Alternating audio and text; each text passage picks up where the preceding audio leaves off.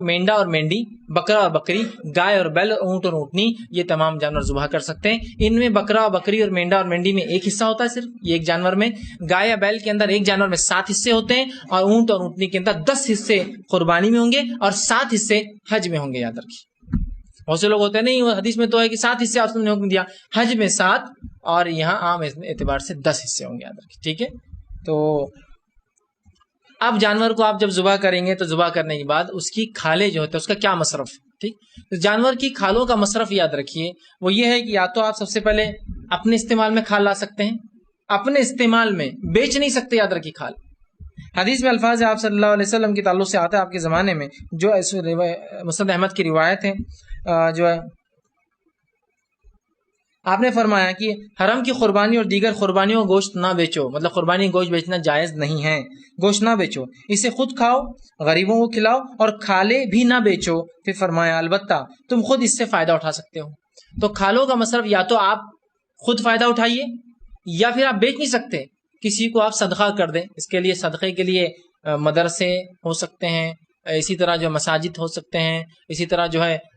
کوئی بھی دینی اور رفائی کام جس سے انسانیت کو بھلا، سوشل ورک جو بھی ہوتا ہے اس کو آپ دے سکتے ہیں۔ تو سیلف استعمال میں لا سکتے ہیں آپ، سیل نہیں کر سکتے آپ، لیکن آپ کسی کو دے، وہ جو کرنا چاہے وہ کریں گا، اس کو صدقہ کر سکتے ہیں آپ، ٹھیک ہے۔ کھالوں کے مستحق بہت سے لوگ یتیم، بیوہ، مسکین، مسافر، کوئی بھی ہو سکتا ہے، جہاں بھی استعمال ہو سکتا ہے، رفائی کام میں، سوشل ورک میں آپ اس کو یوز کر سکتے ہیں۔ اسی طرح جانور جو ہے وہ اگر حمل والا ہوتا ہے، بہت سے لوگ سوال کرتے ہیں کہ جانور ذبح کیا اور وہ حاملہ تھی گائے یا اس طرح سے بکری، تو یاد رکھیے اس کا حمل بھی جو ہے ذبح کر دیا جائے گا، ٹھیک ہے، اور وہ ناپاک نہیں ہوگا۔ بہت سے لوگ کہتے ہیں کہ اب تو یہ جانور ناقص ہو گیا، حمل والا لی، یا پھر بہت سے لوگ یہ ہوتے ہیں کہ حمل والا جانور کرنا مکروہ ہے، اب تمہاری قربانی سے نہیں ہوئی، نہیں،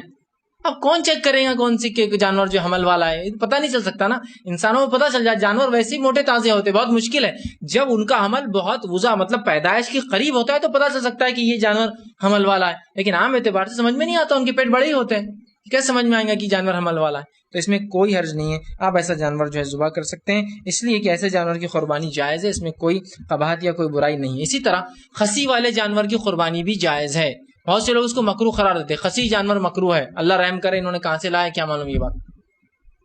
مکروہ کہہ رہے ہیں۔ خصی سمجھتے آپ کہ کسی جانور کو جب وہ چھوٹا ہوتا ہے ابتدا میں، اس کے فوتے، اس کے ٹیسٹیکلز کو اندر کر دیا جاتا ہے، جس سے ہوتا یہ کہ وہ کام مضبوطی سے کرتا ہے، اس کا رجحان مخالف جنس کی طرف نہیں جاتا ہے، اور بہت جلدی کم وقت میں بہت موٹا اور تازہ ہو جاتا ہے وہ جانور،